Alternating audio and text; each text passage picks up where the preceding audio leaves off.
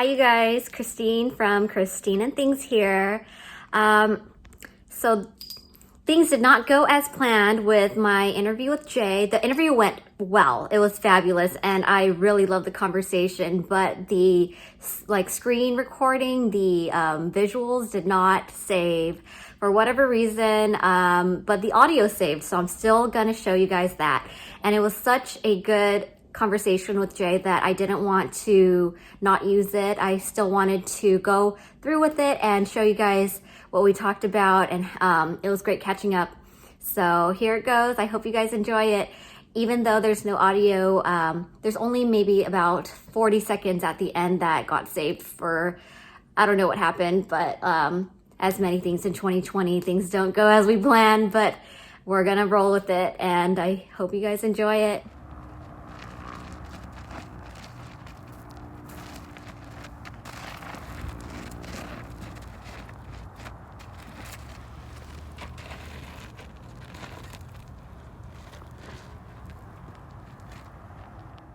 Hi everyone, this is Christine from Christine and Things, and I'm here with a special guest of mine, Jay Carlon. Can you introduce yourself, Jay?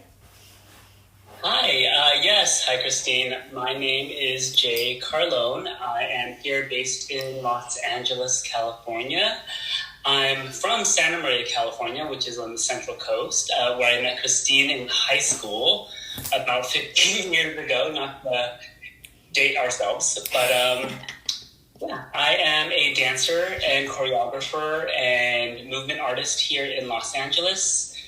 And I guess recently I've been really interested in moving my practice into community projects and social sustainability. So now I think of myself as choreographing community. That's amazing. I have been following your just your art and your dance work throughout the years. And I even saw Jay on it was like a poster by the Broad Museum in LA. So that was really cool.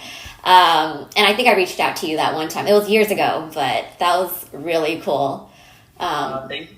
Yeah. So you've been doing big things, and also doing your dance projects, your mini dance series. That's really fun to watch. It's just very free flow. Can you tell me more about how you got into dance? Because I didn't know that you were a dancer in high school. We met in choir, I believe. So I knew you were interested in musical arts, but tell us about how you got into dance. Yeah, I excuse me. I think that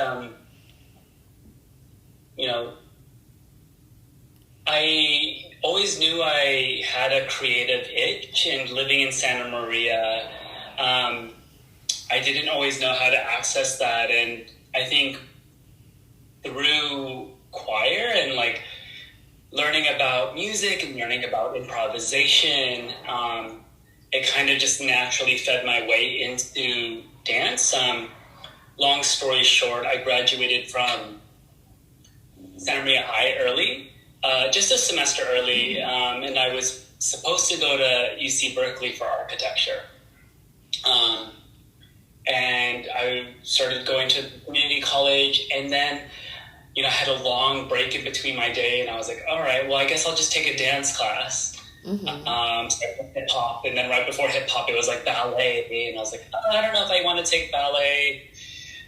I was like, as long as I don't have to wear tights. And then I kind of unleashed my interest in my body and all the energy my body had. I am diagnosed ADHD, ADD, learning disorder. And after I found that I just had a lot of energy, I just had to channel it through my body. And then so for me, that's how I discovered that my dance practice was also part of my healing practice. You need to learn, in order for me to kind of not feel like I'm bound, I have to be moving. And so that's kind of the trajectory of my dance journey. It's been, I guess it's been almost 15 years since I started dancing like officially. But yeah, it's crazy. Now I identify more as a healing, which I'm sure you can attest to as a therapist and as a yogi. I'm finding that my healing journey is coming full circle through movement. I didn't know about you having ADD and ADHD. When did you find out about that? I actually found out later in life, in college, when I just couldn't get through finals. And I was given a lot of prescription and stuff, and then I realized, this like is a long journey that I'm still trying to figure out. But I realized that like meditation, yoga, mindfulness really helped me quiet my thought. Yeah, definitely. It sounds like yoga has helped you with like being grounded and as well as meditation. And you seem very organized and very busy all the time.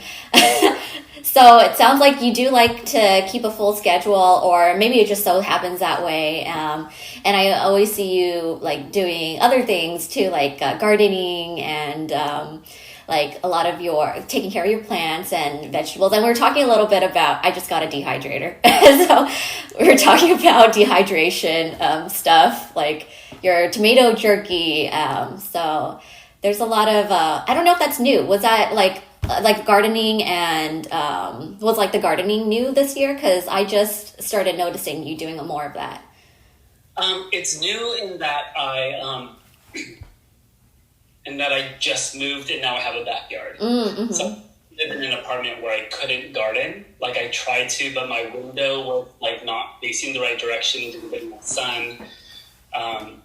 So now I have like land that I could put things in the floor so I can actually tend to the earth. I also used to have a garden, a plot at the community garden here, and I live in Highland Park. But because I moved here, it was like in the backyard. So my family, my dad was a migrant worker, which is why he was in Santa Maria. So he was literally like a strawberry picker for over 50 years. And so I'm sure his family, our entire lineage, were people that tended the earth and the ocean for generations back. So I just feel like it's a way for me to kind of tap into my ancestral roots. And also, it's been really grounding to kind of go back to my, the healing component of everything I do. I feel like I don't separate my healing from my dance practice, healing from my arts and craft practice. It's all one. Yes. For me. Yeah. I don't like to think of healing as something separate from everything else I do. Yeah, it's holistic, like everything in combination attributes to your healing. Yeah. And going back to your dehydrator thing, to me, that's just it's a focus on sustainability. So, if I have a lot of one thing, which, I get my produce from this community garden here, and we had a lot of tomatoes this year. So I'm like, how can I save all these? So I dehydrated them and I made, essentially it's like sun-dried tomatoes, but I call it tomato jerky. So yeah. Amazing. No, I've fallen in love with my dehydrator, and like I'm gonna try your tomato jerky too. And no, I love that. I love that you're kind of going back to your roots, going back to like your culture, getting deeper into it, understanding like how hard your dad worked. And I believe you said, well, you wrote to me that you're in. Are you the youngest of 12? Yes. Yeah, you're the youngest of 12 children. And Did your dad pass recently? He passed relatively recently, but it was like 12 years ago. Oh, 12 years ago. Okay. Because in the context of his life, it was recent. Because he was really old. He was born in 1912. Wow. So I was the last of his kids, and he had 3 wives. So I have a lot of half siblings. Some of my brothers. I know that would be crazy if my mom had all 12 of us. She of my mom, there's 6 of us, and I'm the youngest of all of my dad's kids. I see. Okay. Yeah.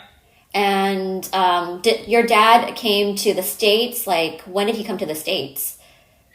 Yeah, so this is crazy. So I'm just going to go a little farther back. My dad was born in 1912 on an island that's like only 3 square miles large in the Philippines, in the center of the Philippines. No running water, no electricity. He doesn't even have a birth certificate because it doesn't. Wow. You know, like it's so rural. Yeah. It's very rural. So if you can imagine, naturally being a farmer, being a fisherman, that's just the way of life. In 1932, when he was 20 years old, he immigrated to. He took a long boat ride, a ship, like over 30 days across the Pacific, and landed in San Francisco. Wow. During the Great Depression, there was like a lot of. I think it was the New Deal, where it was like there was an agricultural act which kind of was like cheap labor, so they brought like people from like the Philippines and Mexico and Japan to do kind of the work that like white Americans wouldn't want to do. And so he did that in the 30s all the way up until the 90s, and then he passed in 2008. That's kind of like a long story cut short, but his story is amazing. Like living with a dad, like he had me when he was 76. Wow. Yeah. So I mean, like he's got good genes. But I always knew I had an old dad. Like I always knew. Since I was born, I had a dad that was dying, like in my mind. Like I never like could go running with my dad or play cat. I probably could have. But some of my earliest memories of my dad is like kind of being a nuisance in his garden in the backyard, like playing with his tomatoes and just him getting mad at me. But I'm kind of rambling. I'm not sure where I'm going with this. Oh, no, it's a great memory. I'm glad that you can like remember something so fond about your dad. And and so you were saying that you always knew he was an older dad. He was like already elderly. He was like in his 70s when he had you. And how was that kind of like dealing with just knowing that he's not gonna like be around in your future, like your like later adult years? I mean, I think I definitely try my hardest to uphold his legacy. You know, I do a lot of work surrounding my Filipino American identity. As you know, someone that has immigrant parents, it's really in the art world. I think it's really difficult to kind of position yourself like. People will always see me as a Filipino American artist. So, like, I think there's expectation that my artwork is Filipino or it's queer. Sometimes I'll just choreograph like an abstract dance, and they're like, "Oh, I noticed like some identity aspect of your work," and I'm like, "Is it intentional?" I'm just American. But I understand the complexity of grappling between two identities. I'm sure you might have a similar experience. But you know, I try my best to kind of tell his story through my work, and some of it is abstract, some of it is very intentional. Some of it is I don't think anything is coincidental, but for lack of a better term, coincidence. Like I like to tell the story of the Filipino migrant worker through my work. The Filipinos were a big part of the big labor rights movement of this, I'm forgetting the decade, the 70s, 60s, where like Cesar Chavez was kind of the hero of that movement. But the unsung heroes were the Filipino Americans that convinced him to start the picketing in Delano during the grape strikes. And they were kind of instrumental in pushing that, better living conditions, higher wages for everyone. And the Filipinos united, the Filipino men, which included my dad, were a part of that generation that united the segregated working groups. They're very much activists. Yeah. And I never thought of my dad as an activist growing up. But I think something ancestral that like pushed through was this idea of community. You know, like if you've ever been to like a Filipino party, it's like there's going to be food, there's going to be dancing, there's going to be talking, we're going to be sharing stories. And to me, my art practice is exactly that. And now I'm just like in the West, and I like went to school for art. So now I'm trying to like merge my ancestral Filipino practice with my contemporary Western practice, and find the interest there. I see. So you're kind of translating your culture into your art and movement as a way to kind of like make a tribute to your dad. And I can see that you're very, very proud of your dad. I've seen photos that you post, and you guys look exactly alike. It's really amazing. I have one right here. Yeah. Give us like a look. You guys look exactly like. Oh man. This is his earliest photo when he moved to America. Yeah. Wow. He was 20, right? Like around 20. Yeah, very young. I think this is 1922. I'll have to try to get an image that you showed on your Instagram of like, it was like a headshot of your dad. You guys look so good. Yeah, you guys look so alike there. It's really... It's not in my house, but I gotta dig. Yeah, I'll ask for it later and maybe like post it as side by side with the YouTube, but I love that. No, I really love being able to reflect on like just like family history. A part of this channel is also to like bring up like memories of your family history or your culture, and I think that's really important. I would like to do it for my own family too. A little bit more like verbal history, like having my dad or my grandma talk about their lives. So I'm glad that you were able to share a little bit of your dad's life with us. Go ahead.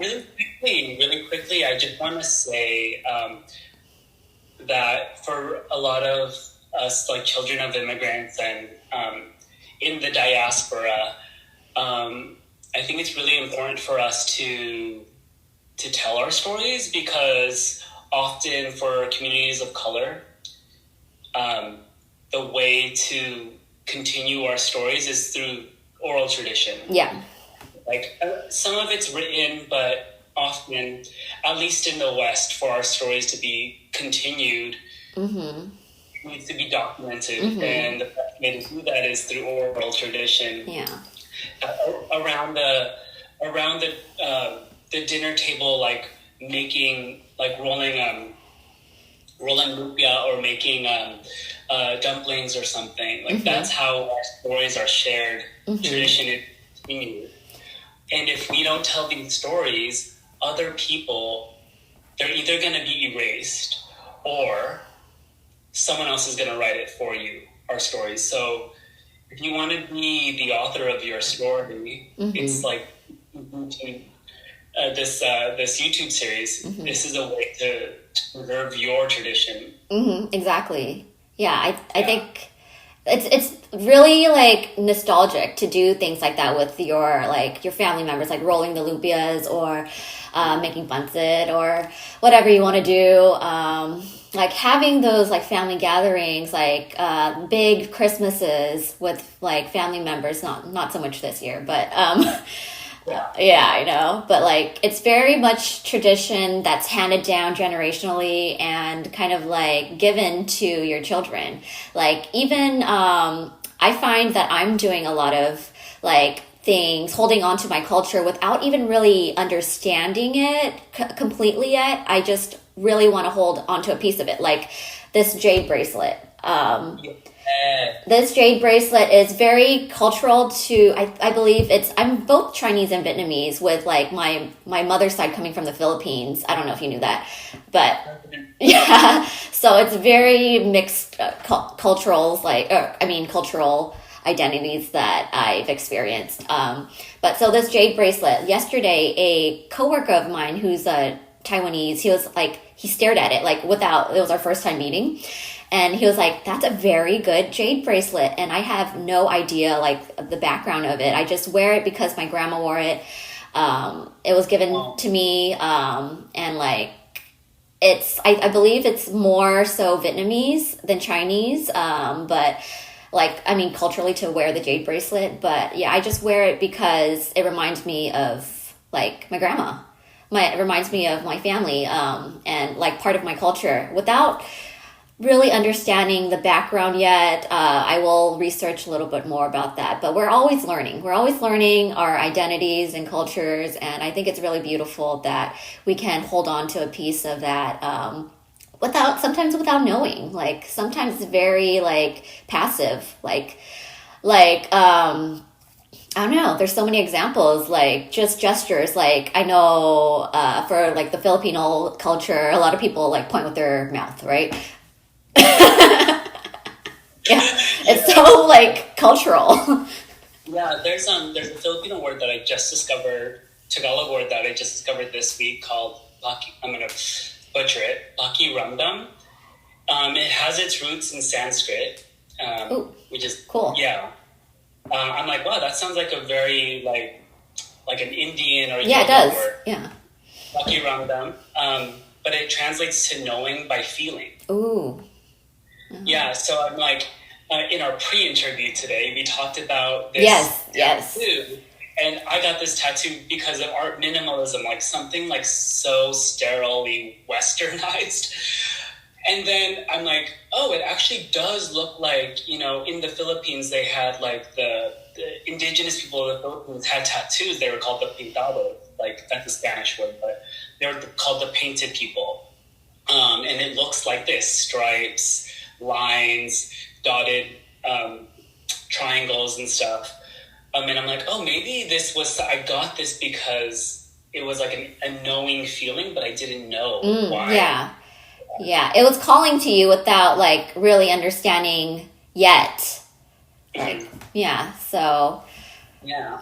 I really like that. I thought it was tribal at first, but then you explained to me. Yeah, and now I'm like, yes and no. And that's okay, because it can become whatever you want it to be. Like, so. Yeah, it's that concept of grappling between multiple identities. Yeah.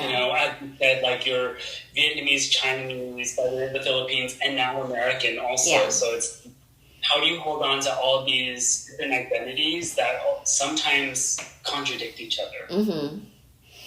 Yeah. Like I definitely want to delve deeper into just like more so my Chinese background, because I know nothing about being like culturally Chinese.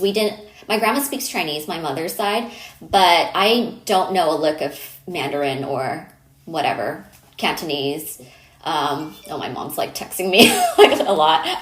I hope it doesn't show up in the interview. But yeah, that's something I want to develop more over the next few years in my adulthood and pass on to my future like children if I can. Like I would love to pass on Vietnamese And if my mom can teach them Tagalog, that would be great too. I never got taught Tagalog, but it's spoken in my house. Yeah. Yeah, it's like my grandma and my mom speak Tagalog together. Wow. Yeah. That's so cool.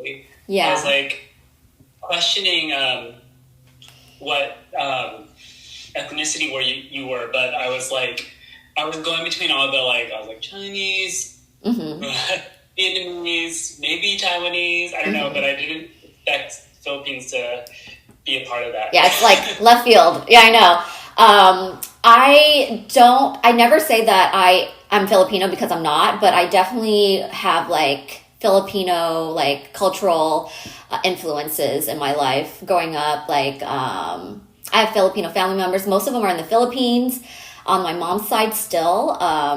And I brought my grandma to the Philippines to visit her sister and family over there, I think 2017. Kind of just a way to go back home and like see them again. It's interesting. Just a little bit of my family background. My dad's side, mostly from Vietnam. My mom's side is mostly from the Philippines. My grandma on my mom's side, she immigrated from China. I think it was Fujian, China, when she was 3 to the Philippines, married a Chinese businessman, and they had like a movie theater business and that burned down. So I think they were kind of like doing well, and then suddenly after the fire, like they were poor. And then my grandma, her husband passed away when my mom was 3. So I never met my grandfather.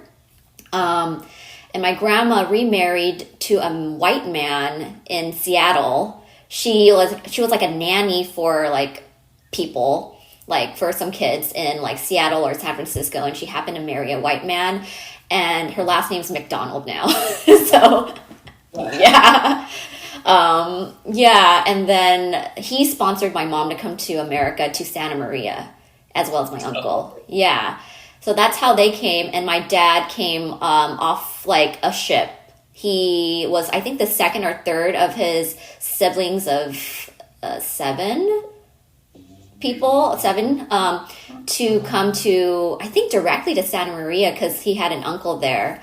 And there was so many like struggles along the way. Like, I think he has some PTSD from like riding the ship. There's like pirates who like rape and like kill other people, and like he got swindled the first time he was trying to like escape because he gave money to someone who said that they'd help, and then they stole the money, so he had to find money again, and that they were poor, they had like nothing. So yeah, they definitely had an immigrant story. And then they had a restaurant in Nipomo for like 22 years until recently. Like my parents. Wow. Yeah, so. What kind? Was it a Chinese restaurant? Yeah, it was a Chinese Szechuan restaurant, Golden Dragon in Nipomo. Yeah. Oh, wow, I didn't know. Yeah. Yeah, so I, during high school on summers, I would be the bus girl and waitress there. Yeah. Wow. Wow, thank you for sharing that. Yeah, it's just part of like, sharing our history. Yeah. Mm. I think it's great that we're both able to do that. Yeah, I know we were kind of all over the place, but I wanted to just see what you would tell your younger self. What's something you would want to tell your younger self? I know you'd appreciate this story. Actually during quarantine, I was taking a Zoom yoga class, and it was a class about like,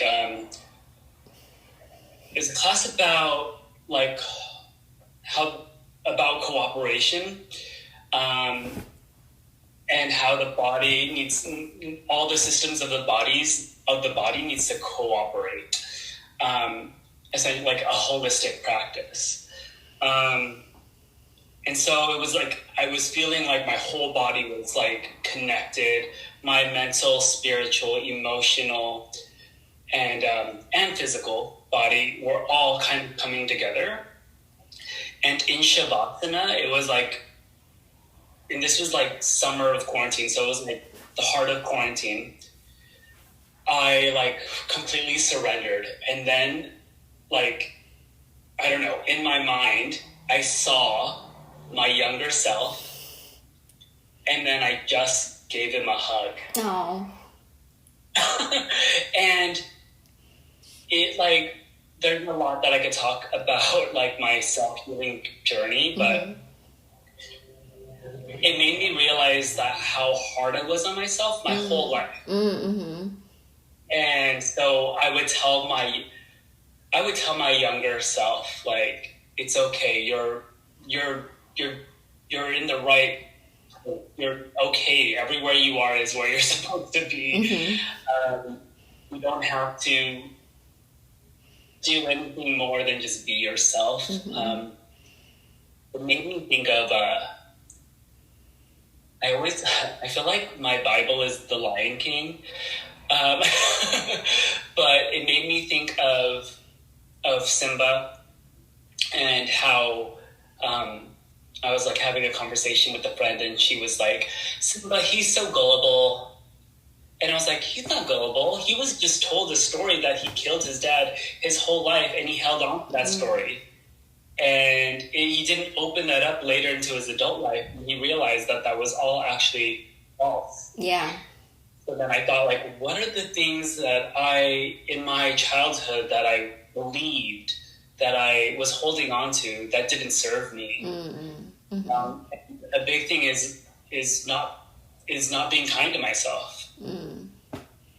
So I'm really, right now, I'm focusing on kindness, loving kindness. I am loving awareness, and if I hear any of these voices that are like self-critical, like as an artist, I'm taught to be critical. Like trying to tell those voices to stop if it doesn't serve me. Yeah, to not be so hard on yourself when you're young. I think it's easy for us to like be hard critics on ourselves, but also remember to like be gentle too. Yeah. For sure. I was so hard on myself as a kid. At Santa Maria High, sorry, not Santa Maria High, I went to Oakley School in North Hampton. I was put in like the kids of the migrant program were put in like an ESL class. Yes. Okay. I only speak English. Oh. So I grew up thinking I was dumb. Oh. Or I didn't speak English. And I may have had like some, like English was like, because my parents didn't speak English that well. So maybe it was a good program for me, but like just the story I told myself throughout my entire childhood up until like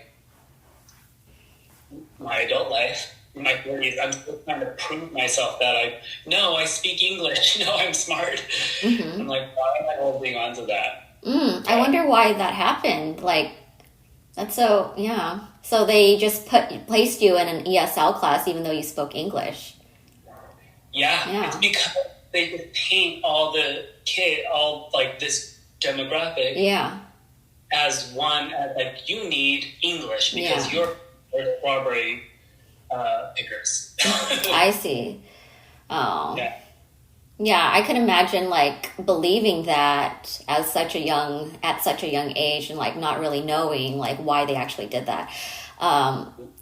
Yeah. What was that, just 1 year, or like how long did that last? I think it was a couple years, and honestly it was, I think they subdivided it based off of race. So it was just like all the Filipino kids that had migrant parents were put in this group, and so it kind of ended up being fun. Yeah. But also I was still like,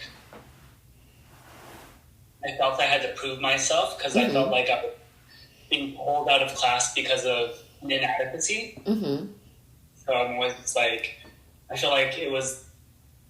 Yeah.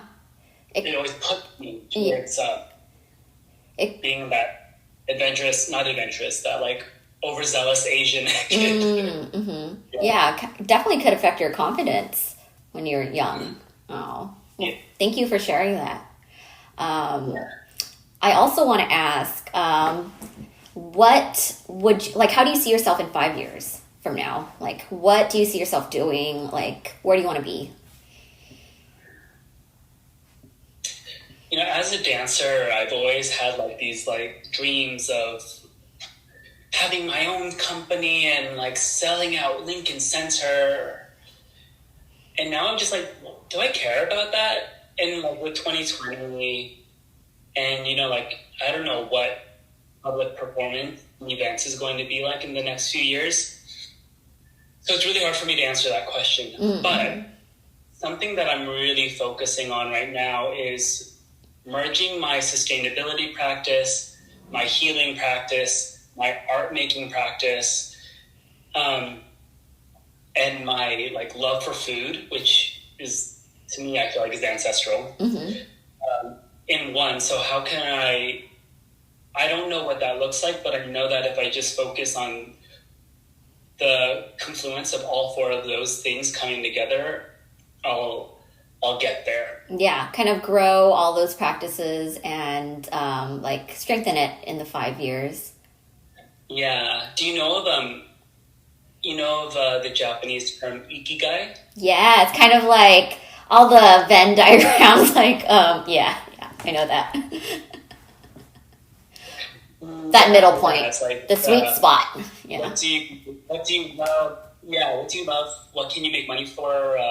Or what can you do to make money? I'm forgetting all the things, but like it essentially, the center is like your life's purpose, where they all intersect. Yes. But for me, I don't know what that looks like in 5 years, but I do know that everything I'm focusing on right now is reaching towards the intersection of sustainability, healing, art and creativity, and connection to food and land. Mm-hmm. So I love that. I'm hoping that they all come together, and then I'll how to levitate and just float. And I think it will, because you're working towards all of those things already, and I can't wait to see what happens in the future for you.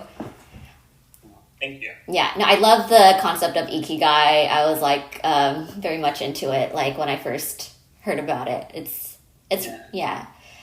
great because it's something you're passionate about, brings you joy, you're helping people, and you can profit off of it. So I think it's a great concept. Yeah, I mean, where it talks about, what can you make money for, or what can you do to make money, that's like a sustainability practice. We all need to, like, if we're agreeing to the social norms of, like, currency, you need to make money to live, so... Yeah.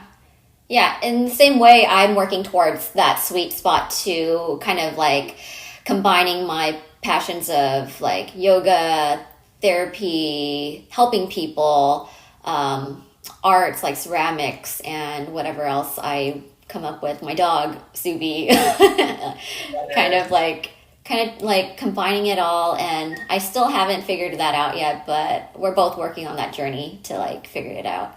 Yeah, and I don't know if, I don't think the arrival is like something where it's just like, ting. Yeah, no, definitely not. Yeah. Right? It's constantly evolving, especially with the times, So, I mean, 2020. And it's, the journey is the most exciting part, kind of figuring it out. Yeah. So that's why I guess I'm like trying to, I love the question of like where do you see yourself in 5 years, but I know like my colonized self would be like, I want to have the best dance company in the world, and now I'm like the decolonized version of that is like I just want to have a meaningful, lasting impression on in this life, and also and have a deeper connection to the earth. So yeah. I think that's good. It's a good goal. Oh my gosh, I can't speak. It's a great goal. Yes. So We are close to finishing up. I'm going to ask some rapid fire questions and just answer whatever comes to you, comes to your mind. All right. Outdoors or indoors? Outdoors. Introverted or extroverted? Ooh, extroverted, but I need my time alone. Favorite food? Ooh,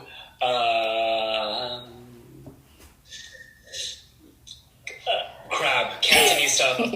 Yum. Worst advice?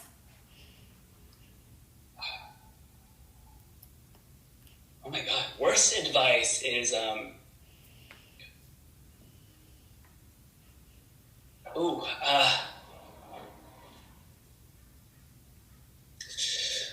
I feel like it's I don't know. We can pass. Okay, best advice. Best advice? Mm-hmm. I mean, the ikigai is great, understanding your life's purpose. I think that's a great thing for everybody to kind of delve into, the ikigai concept, and figure it out. What's your sweet spot? And how can our viewers find you on social media or get in contact with you? Social media on Instagram. For my personal account, it's my name at Jay Carlon. Mm-hmm. And for my dance company or my community company, my community-based company, it's at Carlon Dance. At Carlon Dance. And you have a website, right? Oh, yeah, and I have a website, jcarlon.com. Yes. Awesome. All right. And then can you do a little live dance for us? Short one? Yeah, I'll do it really small. I'll do a really short thing, but I'm going to talk as I do it. Yes. So I do a lot of site-specific work, and something I like to do to make sure that I'm integrated into the site, whether it's outdoors or indoors, is I like to look at the site. So I'm going to look at my living room right now, and I just slowly start to trace the space with my body. And maybe I'll match my forearm with the corner, and I'm gonna take a step back. And I'll just start tracing space, my arms, and maybe with the top of my head, or my nose, or my chest, or my knee, my toes. And maybe I start to manipulate the space, like I'll grab the pot and throw it, so violent, or pick up the light and place it over here.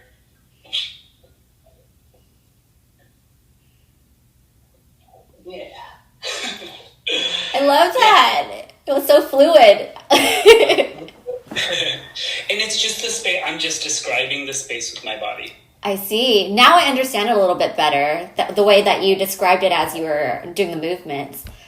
Wow. Yeah, so it's just the space. And it gets me out of my head and into my body in relation to space.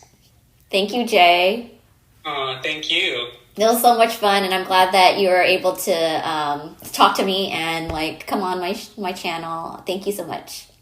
Yeah, I'm launching a Patreon on Monday, so I'll be sure to do that with you. Yeah. Yeah, and also this morning I used your oh, yay! Yes. I made that for him. And your soap, so you're very a part of my daily ritual. I'm honored. Thank you. Oh, I love that. I'm glad that you're using it for it was a smudge stick, right? On there? Yeah, right now it's a Palo Santo. A Palo Santo, yeah. Oh, yeah. Well, thank you so much, Jay. Thank you. All right. Take care. Bye-bye. Bye.